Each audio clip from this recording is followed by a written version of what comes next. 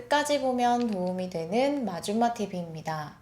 이제 기온이 제법 많이 떨어져서 아침 저녁으로 많이 쌀쌀한데요. 계절이 바뀐 게 느껴질 때면 어김없이 찾아오는 게 있습니다. 바로 김장철인데요.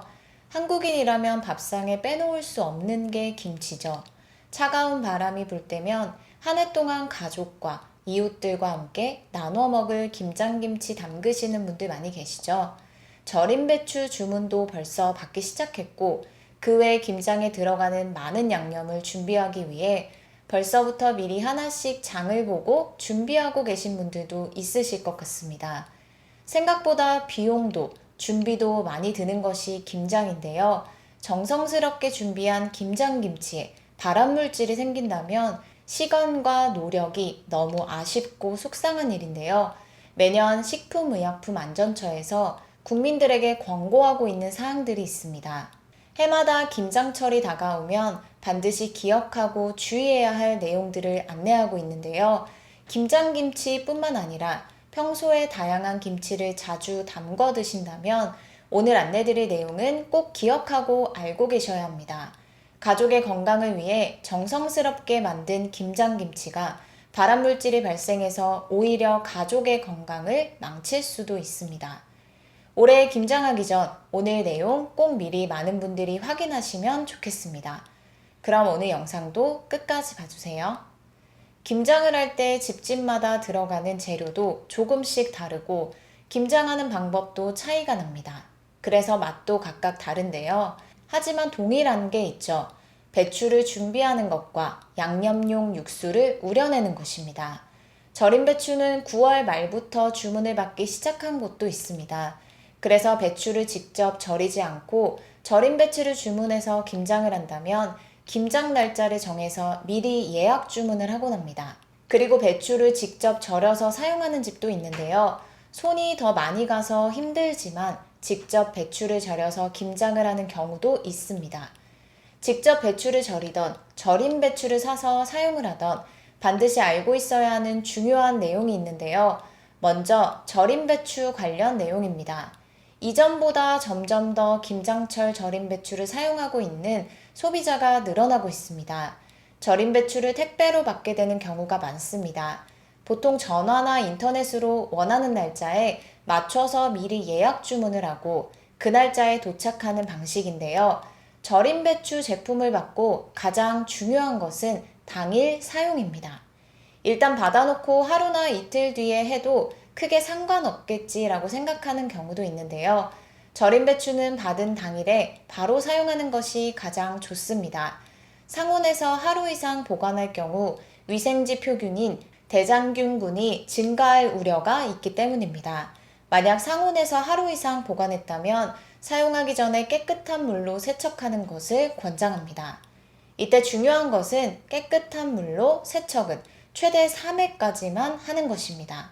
깨끗하게 씻기 위해서 3회 이상 절임 배추를 씻는 경우 물러지기 쉬워서 상할 수 있기 때문에 세척은 3회를 넘기지 않는 것이 좋습니다.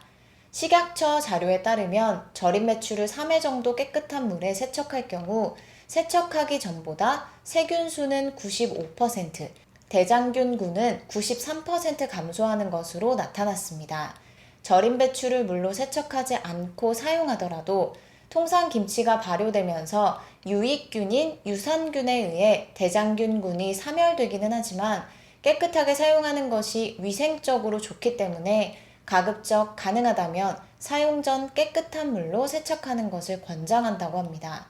다음은 직접 배추를 절여서 사용하는 경우인데요. 배추를 절일 때 사용하는 물이 가장 중요합니다. 오염되지 않은 깨끗한 물을 사용해야 하고 먹는 물 수질 기준에 적합한 물을 사용해야 합니다. 식품 용수에 해당하지 않는 오염된 지하수, 계곡물, 우물, 정수하지 않은 해수 등을 배추를 절일 때 사용할 경우 비위생적인 절임 배추가 될 수 있기 때문에 물 사용에 주의해야 합니다. 다음 내용도 정말 중요한데요. 김장을 할 때 꼭 하는 과정이 있죠. 바로 양념용 육수를 우려내는 과정입니다. 김치의 맛에 중요한 역할을 하기도 하는 육수는 우려내는 과정에서 꼭 주의해야 할 것이 있는데요. 양파 껍질, 팥뿌리 등을 이용해서 육수를 만들 때 사용하는 조리기구가 중요합니다. 육수를 우릴 때 사용하는 조리기구는 반드시 식품용 용기 및 기구여야 합니다. 특히 양파망을 사용해서 육수를 우려낸 적 있다면 다음 내용은 꼭 확인하셔야 합니다. 양파망에 양파 껍질, 팥뿌리 등 육수를 우려낼 재료를 넣고 높은 온도 물에 넣고 끓이게 될 경우 양파망에 있는 붉은색 해로운 색소가 그대로 육수에 녹아 나올 수 있습니다. 정성스럽게 우려낸 육수인데 오히려 몸에 해로운 색소가 나올 수 있기 때문에 육수는 절대로 양파망에 넣어서 우려선 안 됩니다. 스테인리스 재질의 식품용 육수망이나 통을 사용해야 합니다. 플라스틱 재질의 기구는 높은 온도에서 찌그러짐 등 변형이 일어날 수 있으니 사용에 주의해야 합니다. 배추, 양념용 육수까지 식약처 권고사항에 따라 잘 준비했다면 그 다음은 양념을 큰 대야나 비닐 등에 넣고 잘 버무리고 본격적으로 김장을 시작해야 하는데요. 이때 꼭 주의해야 할 것이 있습니다. 바로 빨간 대야인데요. 집에 하나씩은 다들 가지고 계실 수 있을 것 같습니다. 매년 식약처에서 권고하는 중요한 사항 중에 하나로 빨간 고무대야 사용에 대한 주의사항입니다. 김장김치를 담글 때 사용되는 모든 기구는 식품용이어야 합니다. 하지만 우리가 무심코 사용하는 빨간 고무대야는 식품용이 아닌 보통 재활용 폐플라스틱 등의 원료로 만들어집니다. 그래서 갖은 양념과 배추를 그 안에 넣고 버무려서 김장김치를 만들면 1급 발암물질 카드뮴 등 중금속이 함께 묻어나올 수 있습니다. 그래서 김장철이 되면 빨간 고무대야를 사용하지 말고 식품용으로 만들어진 김장용 매트 등을 사용해야 합니다.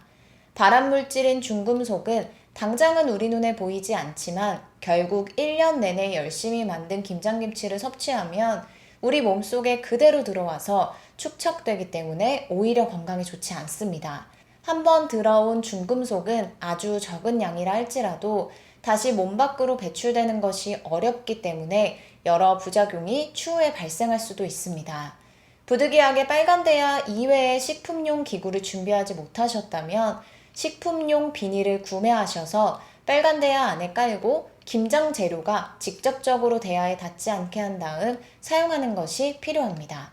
보통 11월, 12월에 김장을 하는 경우가 많기 때문에 지금부터 필요한 식품용 조리기구가 있다면 미리미리 준비하셔서 정말 몸에 좋은 김치 많이 담그시면 좋겠습니다.